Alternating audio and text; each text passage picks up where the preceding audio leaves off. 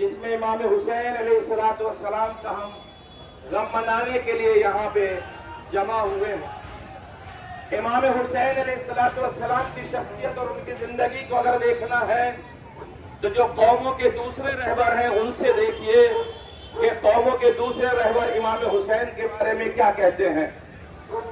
محترم جناب مہاتما گاندھی جی کا فرمان تھا، جو فادر آف نیشن بھی تھے اور راشٹر پتا بھی تھے، وہ فرمایا کرتے تھے میرا یقین یہ ہے کہ مذہب اسلام کی ترقی مسلمانوں کے تلوار کے استعمال سے نہیں ہوئی ہے بلکہ امام حسین جیسے عظیم شخصیت کی قربانی سے ہوئی ہے۔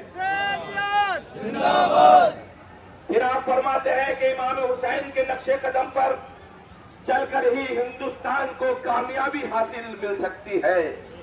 پھر مہاتما گاندھی جی فرماتے ہیں کہ اگر میرے پاس امام حسین کے 72 جوانوں جیسی فوج ہوتی تو میں 24 گھنٹے میں آزادی دلا دیتا۔ مہاتما گاندھی جی پھر فرماتے ہیں کہ میں نے امام حسین کی زندگی کو دھیان سے پڑھا ہے اور کربلا میں پیش آئے واقعات پر غور کیا ہے۔ میں یقین سے کہہ سکتا ہوں کہ ہندوستان کو فتح حاصل کرنے کے لیے امام حسین کے نظریات اور امام حسین کی تعلیمات پر عمل کرنا چاہیے۔ مہاتما گاندھی جی فرماتے ہیں کہ میں نے امام حسین سے سیکھا ہے کیسے مظلوم ہوتے ہوئے بھی فتح حاصل کی جا سکتی ہے۔ اور ہمارے دیش کے پردھان منتری جی شری نریندر مودی جی فرماتے ہیں امام حسین کا تذکرہ کرتے ہوئے، آپ نے کہا کہ امام حسین امن اور انصاف کے لیے شہید ہوئے، انہوں نے انیائے اور اہنکار کے وروجھ اپنی آواز بلند کی تھی۔ ان کی یہ سیکھ جتنی تب مہتوپورن تھی اس سے بھی ادھک آج کی دنیا کے لیے یہ اہم ہے اور ضروری ہے۔ اور محترم جناب اویسی صاحب کہتے ہیں کہ صبح قیامت تک امام حسین کو یاد رکھا جائے گا اور صبح قیامت تک یزید پلید کہا جائے گا، یعنی حسین زندہ باد کے نعرے قیامت تک لگتے رہیں گے اور یزید مردہ باد کے نعرے قیامت تک لگتے رہیں گے۔ حسینیت زندہ باد، حسینیت زندہ باد، حسینیت زندہ باد، یزیدیت مردہ باد، یزیدیت مردہ باد، یزیدیت مردہ باد۔ اور کہتے ہیں کہ میں کربلا گیا تھا، میں نے دیکھا ایسا دکھائی دے رہا تھا کہ زندگی کربلا میں ہے، زندہ لوگوں کی زندگی کربلا میں ہے۔ یہ جناب اویسی صاحب کا قول تھا۔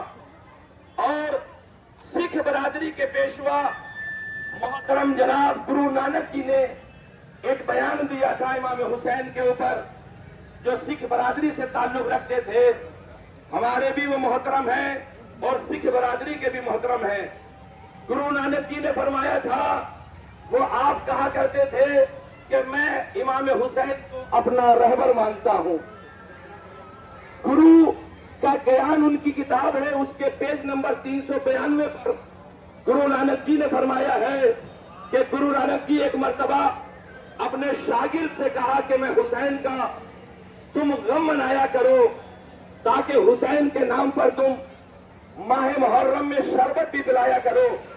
تو گرو نانک جی سے ان کے شاگرد نے کہا، حضور یہ تو مسلمانوں کے رہبر ہیں، ہمارے تو رہبر نہیں ہے جو ہم محرم میں ان کے نام پہ شربت پلائیں۔ تو گرو نانک جی نے ایک مرتبہ اپنے شاگرد سے کہا، جاؤ تم فلاں لڑکی سے شادی کرو اور اس کا جواب میں تمہیں دیتا ہوں۔ شاگرد جناب گرو نانک جی سے کہتا ہے کہ حضور یہ بات نہیں ہو سکتی کہ میں اس لڑکی سے شادی کروں۔ کہا کیوں؟ کہا ضمیر میرا اس بات کی گواہی نہیں دیتا ہے کہ میں اس لڑکی سے شادی کروں۔ تو گرو نانک جی نے کہا، اس ضمیر کو جس نے زندہ کیا ہے اسی کا نام حسین ہے۔ اب لگتا ہے کہ آپ حسین کے ذرا نعرے لگائیں تو میں سناتا ہوں کیا؟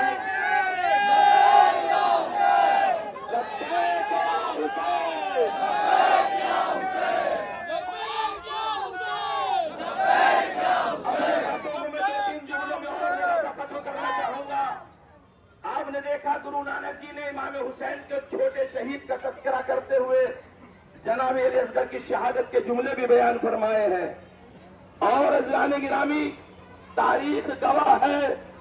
آپ حضرات دیکھتے ہیں تاریخ میں کیسے کیسے اشعار امام حسین کے لیے.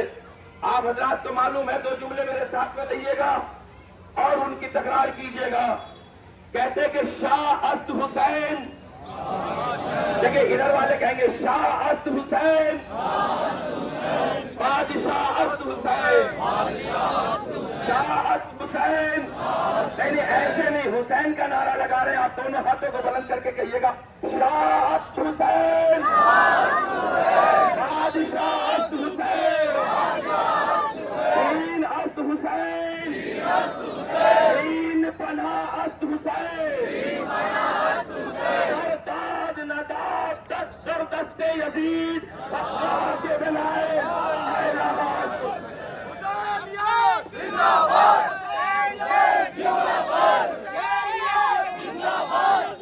اپنی بات کو میں ختم کرتے ہوئے آپ کی خدمت میں جو وقت بڑا کم ہے، آپ حضرات جانتے ہیں نیلسن منڈیلا وہ کائنات کی افریقہ کی شخصیت ہے جنہوں نے حریت کے لیے، آزادی کے لیے جنگ کی ہے. انہیں 20 سال تک جب قید خانے میں رکھا گیا اور 20 سال تک آپ جب جیل میں رہے، حالانکہ ان کے بہت سے سینٹینس ایسے ہیں جو بہت ہی فیمس ہیں، تاریخ نے اپنے دامن میں لکھا ہے.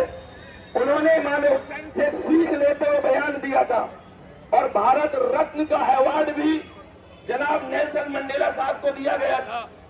وہ کہتے ہیں امام حسین سے درس حاصل کرتے ہوئے کہ education is the most powerful weapon which you can use to change the world.